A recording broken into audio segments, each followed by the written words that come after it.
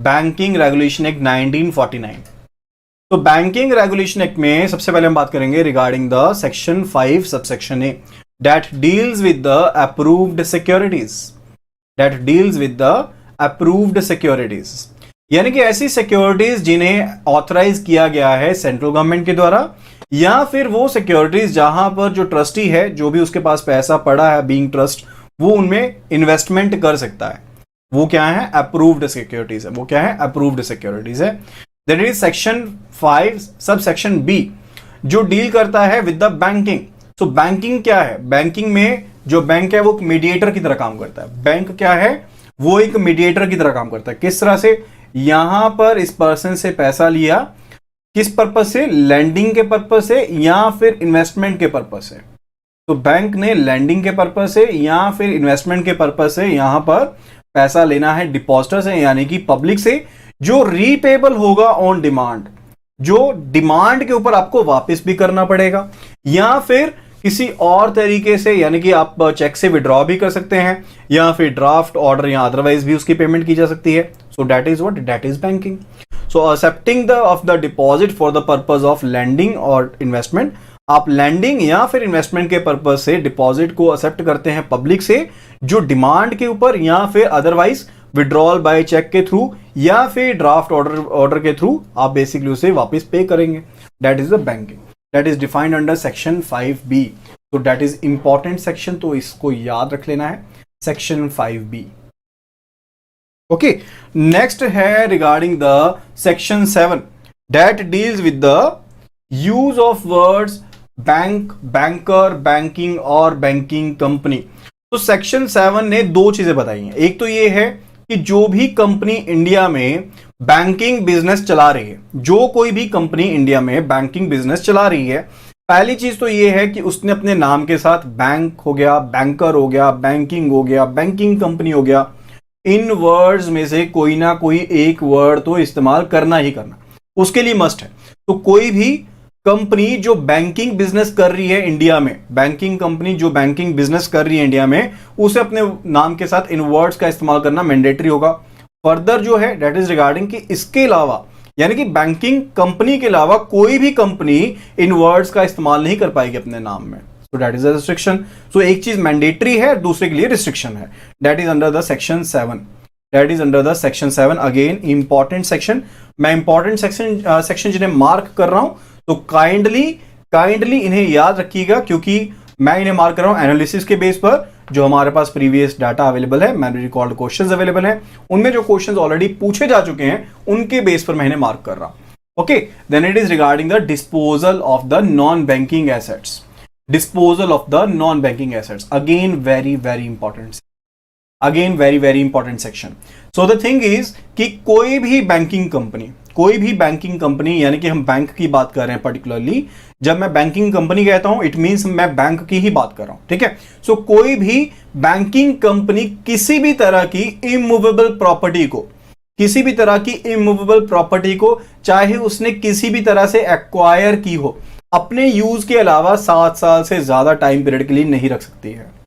कोई भी banking company किसी भी तरह की इमूवेबल प्रॉपर्टी को, चाहे बैंक ने किसी भी तरह से एक्वायर की हो, अपने इस्तेमाल के अलावा 7 साल के पीरियड से ज्यादा उसे एक्वायर नहीं कर सकती है, ठीक है। यानी कि जो होल्डिंग है ना किसी भी इमूवेबल प्रॉपर्टी की, अगर उसे एक्वायर किया गया है बैंक के द्वारा, तो 7 साल के टाइम पीरियड से ज्यादा अपने यूज के अलावा नहीं कर सकती। अगर अपने यूज के लिए इस्तेमाल करनी है फिर जितने मर्जी टाइम के लिए इस्तेमाल करे, लेकिन अगर अपने इस्तेमाल के लिए नहीं करनी है तो किसी भी इमूवेबल प्रॉपर्टी का जो होल्डिंग टाइम है वो 7 साल से ज्यादा नहीं हो सकता है। Okay, so that was section 9। Section 10 again very important, that deals with the employment of managing agent. Employment of managing agent, तो किसी भी मैनेजिंग डायरेक्टर का, किसी भी होल टाइम चेयरमैन का जो टाइम पीरियड होल्डिंग है किसका? ऑफिस में, यानी कि ऑफिस में जो पीरियड है वो 5 साल से ज्यादा नहीं हो सकता है।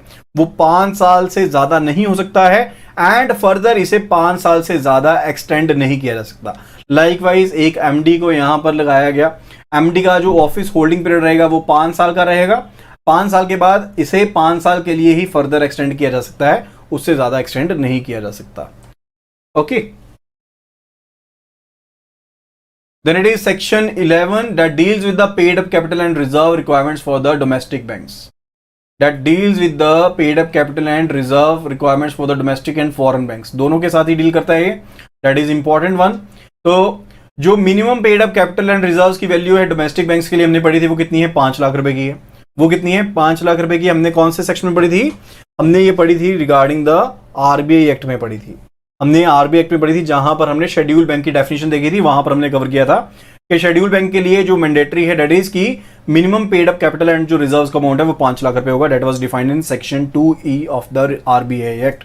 ठीक है. तो लेकिन यहां पर जनरली एंड इंडिविजुअली हम यहां पर बात कर रहे हैं paid up capital and reserve requirement की for the domestic and foreign banks. तो डोमेस्टिक बैंक के लिए जो आपके पास मिनिमम पेड अप कैपिटल का एंड रिजर्व्स का जो अमाउंट है, जो मिनिममली चाहिए आपको 5 लाख रुपए चाहिए.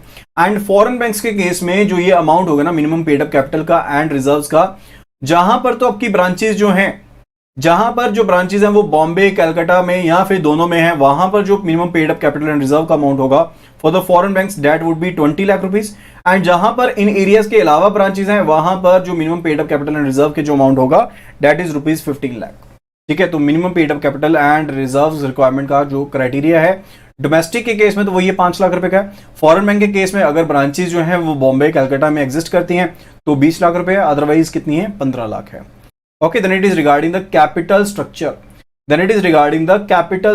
Capital structure is very very important. जो capital structure वो क्या कहता है कि जो रेशो है, मिनिमम रेशो है authorised subscribed paid up capital की, authorised subscribed paid up capital की वो मिनिममली कितनी हो चाहिए? 4:2:1 होनी चाहिए. 4:2:1 होनी चाहिए. ठीक है. अब इसको एक एग्जांपल के थ्रू समझेंगे तो ज्यादा बेटर वे में समझ पाएंगे. तो आई ट्राई कि आपको इसके थ्रू समझा दूं. तो आप इन वर्ड्स को समझिए. ऑथराइज्ड कैपिटल क्या है, सब्सक्राइब्ड कैपिटल क्या है, पेड अप कैपिटल क्या है. पेड अप कैपिटल के बारे में तो मैंने आपको थोड़ा सा आइडिया दिया है. अब जो एग्जांपल बताने जा रहा हूं उसके थ्रू थोड़ा सा और आपको आइडिया हो जाएगा. सो बेसिकली ये रहता है जब भी कोई कंपनी फॉर्म होती है ना तो उसे एक टोटल कैपिटल अमाउंट बताना पड़ता है जो वो मैक्सिममली पब्लिक से उठा सकती है, जो मैक्सिममली वो पब्लिक से उठा सकती है. उस कैपिटल को हम क्या कहते हैं? ऑथराइज्ड कैपिटल कहते हैं. That is called authorised capital. ठीक है. ऑथराइज्ड कैपिटल क्या है? मैक्सिमम अमाउंट है कैपिटल का जो एक कंपनी पब्लिक से उठा सकती है. ठीक है. अब इस ऑथराइज्ड कैपिटल में से कंपनी ने सोचा, मान लीजिए ऑथराइज्ड कैपिटल थी 200 करोड़, ऑथराइज्ड कैपिटल थी 200 करोड़. ठीक है. अब ऑथराइज्ड कैपिटल में से कंपनी ने सोचा कि हम जो इश्यू निकालेंगे ना that would be of the 100 crore. हम 100 करोड़ का इशू निकालेंगे, 100 करोड़ का भी इशू नहीं निकालेंगे. ठीक है. तो 100 करोड़ का यहां पर इशू निकाला गया. अब जितना अमाउंट का इशू निकाला गया, यानी कि आपने एक प्रोस्पेक्टस निकाला ना कि हम इतना कैपिटल रेज करना चाहते हैं, तो वहां पर इशू निकाला गया. ठीक है. तो उसे इशू कहते हैं. इशू हुआ यहां पर 100 करोड़ का, तो ये आपकी कौन सी कैपिटल हुई? This is issued capital. That is issued capital. इसको हम क्या कहेंगे? It will be termed as issued capital. कितना अमाउंट का है ये? 100 करोड़ का है. ठीक है. अब आपने अपना प्रोस्पेक्टस निकाल दिया कंपनी ने कि हम 100 करोड़ की जो कैपिटल है वो अभी मार्केट से उठाना चाहते हैं. सो आपकी इशूड कैपिटल कितनी होगी? 100 करोड़ की होगी. अब यहां पर जो इन्वेस्टर्स हैं वो क्या करेंगे? एप्लीकेशन देंगे.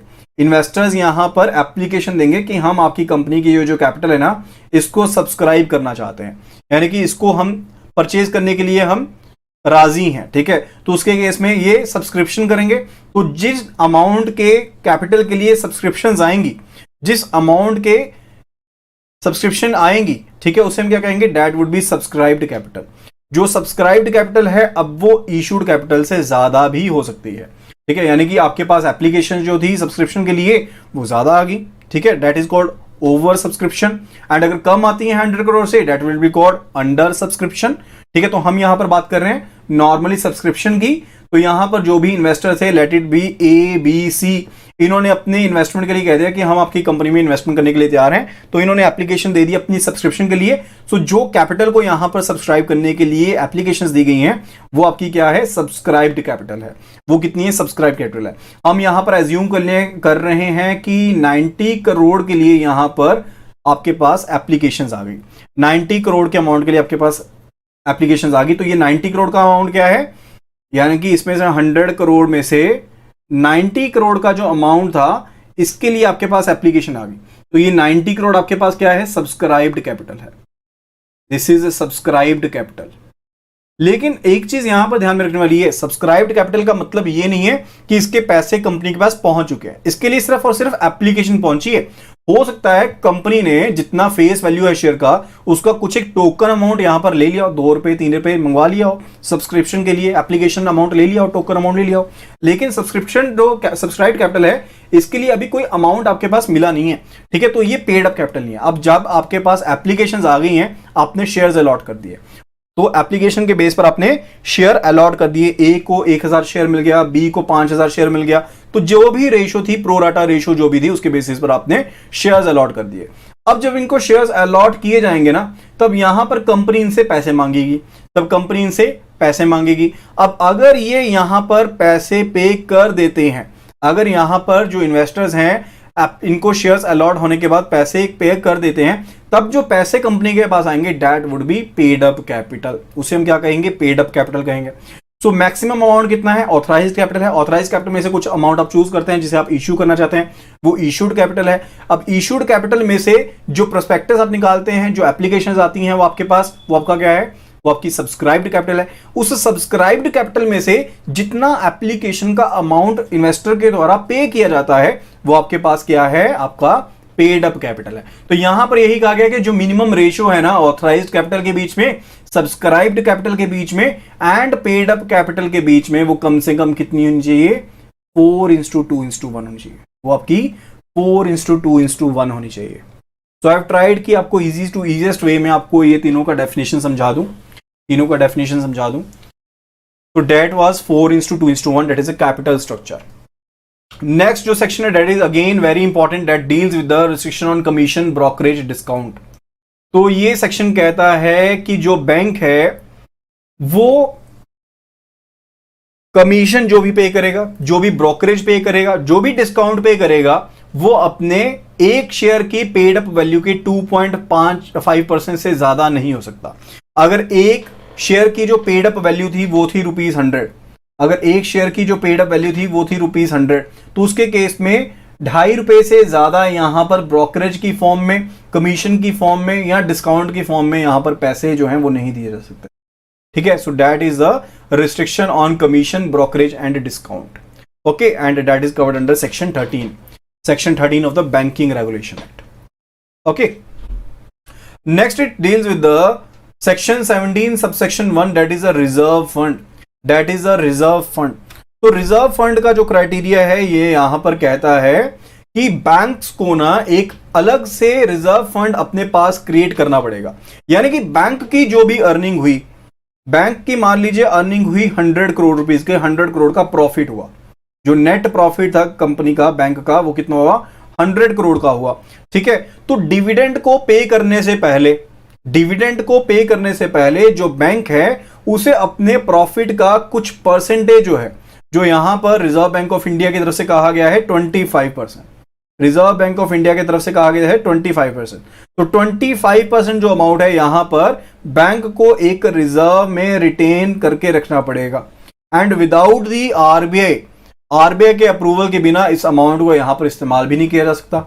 ठीक है, तो यहां पर रिजर्व बैंक ऑफ इंडिया ने क्या कहा कि हम आपका जितना भी प्रॉफिट है उसका कुछ एक परसेंटेज जो स्पेसिफाई किया गया है आरबीआई के द्वारा 25%, वो आपको यहां पर मेंटेन करना होगा, रिजर्व की फॉर्म में। Okay, that is under the reserve fund, that is under the section 17 subsection 1। Okay, next it is section 19 subsection 2, that is again very very important. इसके ऊपर जनरली क्वेश्चन पूछ ही लिया जाता है, तो ध्यान से इसको समझेंगे। तो इट सेज कि कोई भी जो कंपनी है वो किसी और कंपनी में, कोई भी जो कंपनी है, लेट अस से कि कंपनी ए है, यहां पर कंपनी ए जो है वो कंपनी बी में इन्वेस्टमेंट करना चाहती है। ठीक है, तो कंपनी ए जो है वो कंपनी बी में इन्वेस्टमेंट करना चाहती है, तो उसके रिगार्डिंग यहां पर रिस्ट्रिक्शन है कि कितने अमाउंट तक की यहां पर इन्वेस्टमेंट की जा सकती है। तो ये सेक्शन कहता है कि कोई भी बैंकिंग कंपनी किसी और कंपनी के जो शेयर होल्डिंग है, whether as a pledgee, whether as a mortgagee और एज अ एब्सोल्यूट ओनर, किसी भी तरह से वो उस कंपनी की पेड अप शेयर कैपिटल यानी कि कंपनी बी में इन्वेस्टमेंट करनी है तो इस कंपनी के जितना भी पेड अप शेयर कैपिटल है उसके 30% से ज्यादा, उसके 30% से ज्यादा, या अपने खुद की जो पेड अप शेयर कैपिटल है प्लस जो इसके फ्री रिजर्व्स हैं, प्लस जो इसके अपने खुद के रिजर्व्स हैं उनके 30% से ज्यादा। तो ये दो अमाउंट्स यहां पर कवर हो गए। एक तो हो गया कि जिस कंपनी में आप इन्वेस्टमेंट करने जा रहे हैं उस कंपनी की जितनी भी पेड अप शेयर कैपिटल है उसके 30% से ज्यादा, या फिर अपने खुद के paid up share capital and reserve से ज्यादा। इनमें से जो भी अमाउंट कम होगा, इनमें से जो भी अमाउंट कम होगा दोनों में से, उससे ज्यादा शेयर होल्डिंग दूसरी कंपनी में नहीं कर सकती है। तो कोई भी बैंकिंग कंपनी जो है जिस कंपनी में इन्वेस्ट करने जा रही है वो जिस कंपनी में इन्वेस्ट करने वाली है उस कंपनी के पेड अप शेयर कैपिटल का 30% या फिर अपने खुद के paid up share capital plus reserves दोनों के एग्रीगेट का 30%, ठीक है। तो इनमें से जो भी अमाउंट लोअर होगा उससे ज्यादा दूसरी कंपनी में शेयर्स को होल्ड नहीं कर सकती है किसी भी रूप में, चाहे प्लेजी की तरह, चाहे मॉर्गेज की तरह, चाहे एब्सोल्यूट ऑनर की तरह। Okay, then it is section 21 of the Banking Regulation Act, again very important, that deals with the control over the advances by the Reserve Bank of India। तो कितना मार्जिन चाहिए, कितना यहां पर आपको इंटरेस्ट रेट चार्ज करना है, इस चीज के रिगार्डिंग यहां पर डायरेक्शंस दी जा सकती है रिजर्व बैंक ऑफ इंडिया के द्वारा under the section 21। then it is again the section 20 that is again very important, that deals with the restriction on advances against on shares। कोई भी जो बैंकिंग कंपनी है वो अपने खुद के शेयर्स के अगेंस्ट लोन नहीं दे सकती, वो अपने खुद के शेयर्स के अगेंस्ट यहां पर लोन नहीं दे सकती है। That is a restriction that is imposed under section 20, that is imposed under section 20। Then section 21A that deals की जो भी रेट ऑफ इंटरेस्ट यहां पर बैंक्स के द्वारा चार्ज किया जा रहा है लोन के ऊपर, जो भी इंटरेस्ट रेट यहां पर बैंक के द्वारा चार्ज किया जा रहा है लोन के ऊपर, that is not to be subject under the scrutiny by the any court. वो किसी भी कोर्ट कचहरी के दायरे में इस बिहाफ पर नहीं लेकर आ जा सकता कि आप एक्सेसिव इंटरेस्ट रेट चार्ज कर रहे हैं। ये नहीं है कि कल XYZ बैंक जो है वो काफी ज्यादा इंटरेस्ट रेट जो है वो चार्ज कर रहा है। लाइकवाइज इसका क्रेडिट कार्ड का प्रोडक्ट है, इसके ऊपर ये 48% पर एनम की रेट से इंटरेस्ट रेट चार्ज कर रहा है। तो ये नहीं है कि पर्सन यानी कि जो बोरोर है जिसने क्रेडिट कार्ड ले रखा है यहां पर बैंक से, उससे इंटरेस्ट पेन हुआ तो वो कोर्ट में चला जाए कि बैंक जो है वो बहुत ही ज्यादा रेट ऑफ इंटरेस्ट चार्ज कर रहा है। तो इस बेस पर कि इंटरेस्ट रेट है जो ज्यादा चार्ज कर रहा है, इस बेस पर बैंक को यहां पर कोर्ट में नहीं लेकर जाया जा सकता। That is covered under section 21A, that is covered under section 21A, that is important again. Next it is again regarding the section 22, यानी कि अगर आपने कोई बैंक ओपन करना है या बैंकिंग बिजनेस करना है तो पहले आपको रिजर्व बैंक ऑफ इंडिया का लाइसेंस लेना पड़ेगा। तो आपको पहले एक लाइसेंस लेना पड़ेगा रिजर्व बैंक ऑफ इंडिया से, उसके बाद ही आप कोई एक्टिविटी जो है रिलेटेड टू बैंकिंग सर्विसेज वो प्रोवाइड कर सकते हैं। Then it is regarding the restriction on opening of new and transfer of existing place of business. तो उसके रिगार्डिंग जो रिस्ट्रिक्शन इंपोज की गई है दैट इज अंडर सेक्शन 23, वो सेक्शन 23 में इंपोज की गई है। यानी कि रिजर्व बैंक ऑफ इंडिया की आपको प्रायर परमिशन चाहिए अगर आपने कोई नई ब्रांच ओपन करनी है, या फिर कोई सब ऑफिस ओपन करना है, सब पे ऑफिस ओपन करना है, या फिर एक्सटेंशन काउंटर ओपन करना है, except for 1 month, except for 1 month. Next it is regarding section 24, that is again very important. जैसे सेक्शन 42 था that was dealing with section 42 of the RBI act, वो किसे डील करता था, CRR के साथ डील करता था। उसी तरह से जो सेक्शन 24 है वो डील करता है विद द SLR, वो किसके साथ डील करता है, SLR के साथ डील करता है। तो जो भी बैंकिंग कंपनी है उसे रिक्वायर्ड रहेगा कि अपने क्लोज ऑफ बिजनेस डे पर, यानी कि जैसे ही बिजनेस डे उसका क्लोज होता है उसके बाद उसको एक सर्टेन परसेंटेज जो रहेगी total net demand time liabilities की, उसको कैश की फॉर्म में या फिर जो भी अप्रूव्ड सिक्योरिटीज हैं या फिर जो भी अनएंकम्बर्ड अप्रूव्ड सिक्योरिटीज हैं। वर्ड अनएंकम्बर्ड इसका क्या मतलब है, जिनके ऊपर कोई भी चार्ज क्रिएट नहीं किया गया है, कोई भी चार्ज क्रिएट नहीं किया गया। एक एग्जांपल के थ्रू समझिए, लेमन लैंग्वेज के थ्रू समझिए, पर्सन ए के पास FDR थी, पर्सन ए के पास FDR थी, तो ये क्या है, एक सिक्योरिटी है, एक सिक्योरिटी है। अब FDR के अगेंस्ट अगर इसने लोन ले लिया, अगर FDR के अगेंस्ट इसने लोन ले लिया तो उसे हम क्या कहेंगे, it is said to be encumbered, इसके ऊपर चार्ज क्रिएट हो चुका है। इसके ऊपर इनकम्बर्ड चार्ज क्रिएट हो चुका है। मैं आपको लेमन लैंग्वेज में समझाने की कोशिश कर रहा हूं, अदरवाइज इसे हम लियन कहते हैं, लियन मार्क कर दिया, ठीक है, इनकम्बर्ड नहीं कहते हैं। तो इस तरह से समझिए, सिक्योरिटी के ऊपर अगर कोई ऑलरेडी चार्ज क्रिएटेड है तो उसे इनकम्बर्ड कहते हैं, अगर चार्ज क्रिएटेड नहीं है तो उसे अनइनकम्बर्ड कहते हैं। तो यहां पर भी वही चीज कही गई है कि आपको कैश की फॉर्म में, गोल्ड की फॉर्म में या फिर अनइनकम्बर्ड जो भी अप्रूव्ड सिक्योरिटीज हैं, आपको जितना परसेंटेज यहां पर आरबीआई की तरफ से डायरेक्टिव दिया गया है आपको वो मेंटेन करना पड़ेगा with the reserve bank of India, with the reserve bank of India, that is a SLR, that is a SLR. Next it is regarding the return of unclaimed deposits, return of unclaimed deposits. तो यहां पर कहा गया है कि at the end of close of calendar year, calendar year and financial year में and क्या है, कैलेंडर ईयर आपका 31 ऑफ दिसंबर को एंड होता है, कैलेंडर ईयर 31 ऑफ दिसंबर को एंड होता है।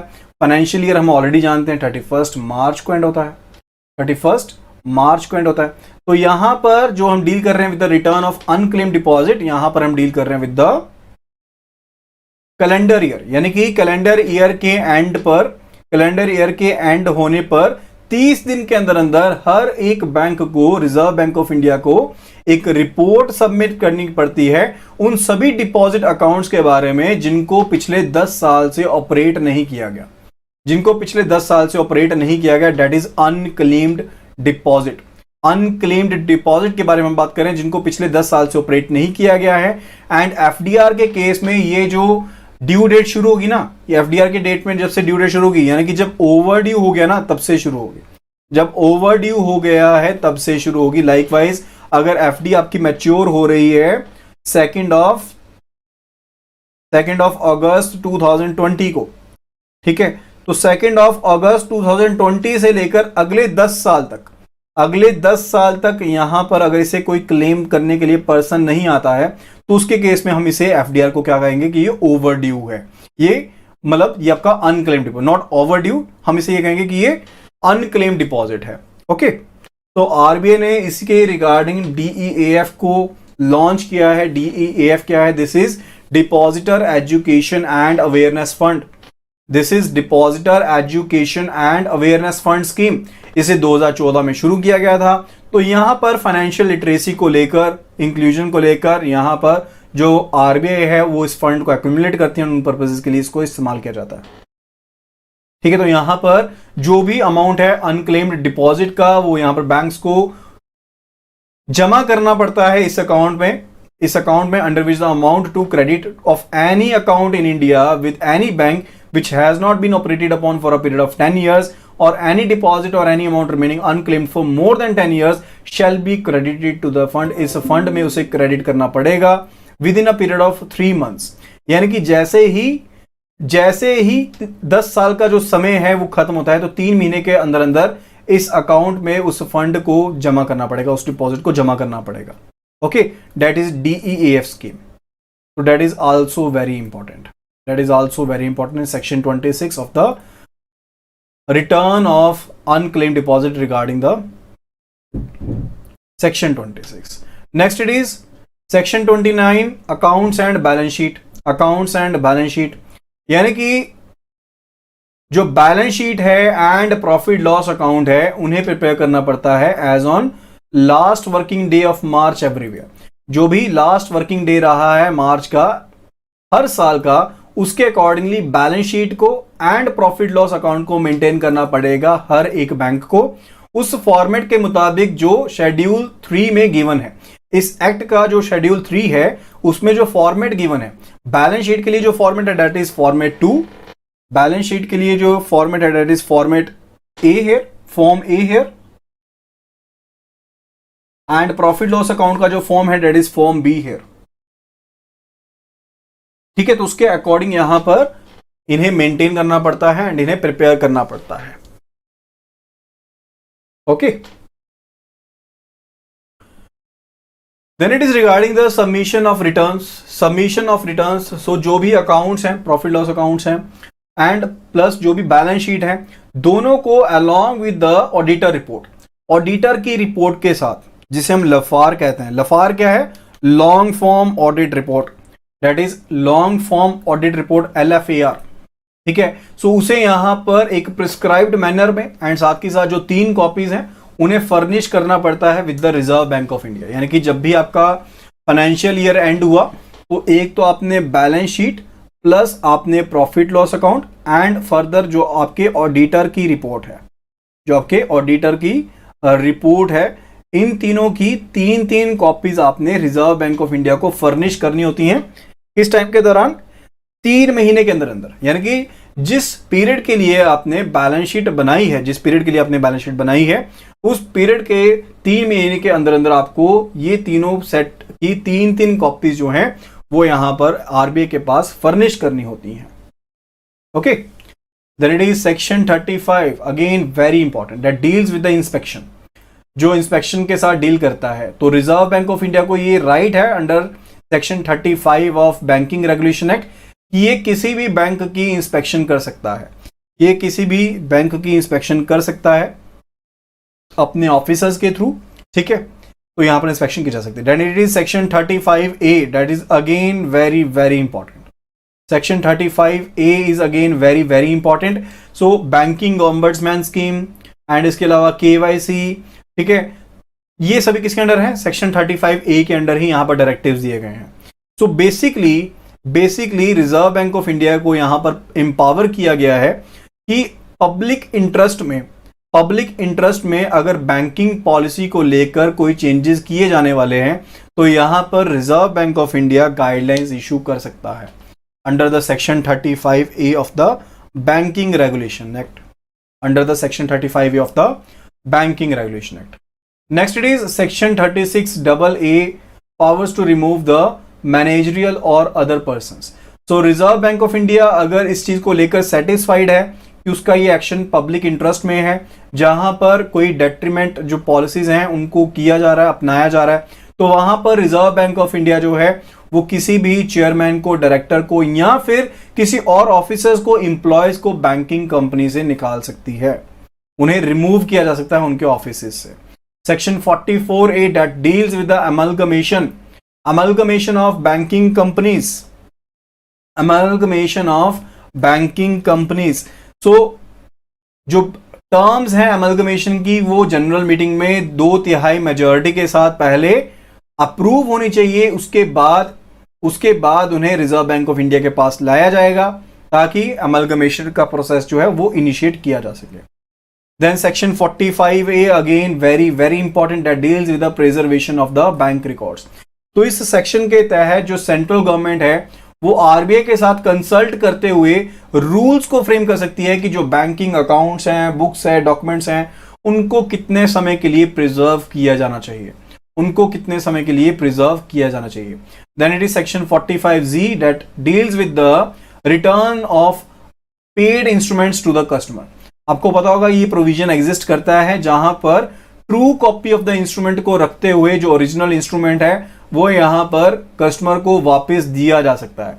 यानी कि ट्रू कॉपी रखते हुए आप कस्टमर को जो ओरिजिनल कॉपी है, ओरिजिनल इंस्ट्रूमेंट है, पेड इंस्ट्रूमेंट है, उसे आप वापस कर सकते हैं, लेकिन एक अंडरटेकिंग लेनी पड़ती है यहां पर कस्टमर से कि जो भी डायरेक्टिव्स दिए गए हैं under the section 45Y, section 45Y के तहत जो भी डायरेक्टिव्स दिए गए हैं उन डायरेक्टिव्स का ध्यान रखते हुए जो भी ओरिजिनल इंस्ट्रूमेंट है उसे यहां पर कस्टमर को प्रिजर्व रखना पड़ेगा उतने समय के लिए। तो वो अंडरटेकिंग लेनी होती है एंड साथ में एक ट्रू कॉपी आपने रखनी होती है एंड उसके बेस पर जो ओरिजिनल पेड इंस्ट्रूमेंट है वो कस्टमर को वापस किया जा सकता है। Then section 45ZA/ZC/ZE that deals with the nomination. ये नॉमिनेशन के साथ डील करता है। जो ZA है that deals with the nomination in deposit account, जो ZC है that deals with the nomination in the safe custody accounts, ZE deals with the nomination in the locker account, तो वो उनके साथ डील करता है। तो तीनों ही सेक्शंस जो हैं इंपॉर्टेंट है एंड ऑल्टरनेटिवली पूछ लिया जाता है, लाइकवाइज आपको क्वेश्चन आएगा कि कौन सा पर्टिकुलरली मैच कर रहा है, कौन सा सेक्शन मैच नहीं कर रहा, तो वहां पर कंफ्यूजन रहता है कि ए जो है वो डिपॉजिट के साथ है या फिर लॉकर अकाउंट के साथ है। तो आप सिंपली याद रख लीजिए एस को याद रख लीजिए एंड DSL को याद रख लीजिए, इस तरह से याद रखना है आपको। एक वर्ड याद रखना है आपको एस एंड सेकंड याद रखना है DSL। ओके, एस मींस कि 45A जो है वो डील करता है with the deposit account, 45C जो है वो डील करता है सेफ कस्टडी अकाउंट के साथ, एंड 45E जो है डेट 45ZE जो है that deals with the locker accounts. ठीक है, तो इस तरह से आप आसानी से याद रख सकते हैं। एस एंड DSL को याद रखना है। Further section 46 date deals with the penalties, यानी कि अगर रिटर्न में, बैलेंस शीट में या फिर जो कोई भी और डॉक्यूमेंट्स हैं, अगर जानबूझकर किसी स्टेटमेंट को कोई जानकारी जो है वो फॉल्स यहां पर इंफॉर्मेशन प्रोवाइड की जाती है, वो गलत इंफॉर्मेशन प्रोवाइड की जाती है, तो वो यहां पर पनिशेबल एक्ट है। वहां पर उसके लिए यहां पर जो पनिशमेंट है वो निर्धारित की गई है। यहां पर फाइन तो लगेगा ही लगेगा, साथ में जो इम्प्रिजनमेंट है वो 3 साल तक की हो सकती है, जो कैद है वो 3 साल तक की हो सकती है। That is a provision for penalties. Next it is regarding the section 47A। Section 47A that deals with the violation of KYC। तो अगर कोई वायलेशन रहती है KYC के अंडर, तो यहां पर जो रिजर्व बैंक ऑफ इंडिया है वो पेनल्टी को इंपोज कर सकता है। यानी कि अगर कोई फ्रॉड हुआ, उसको रिपोर्टिंग नहीं की, या फिर अगर कोई KYC नॉर्म से उनको फॉलो नहीं किया, तो यहां पर सेक्शन 47A के तहत जो पेनल्टी है वो इंपोज की जा सकती है बैंक्स के ऊपर।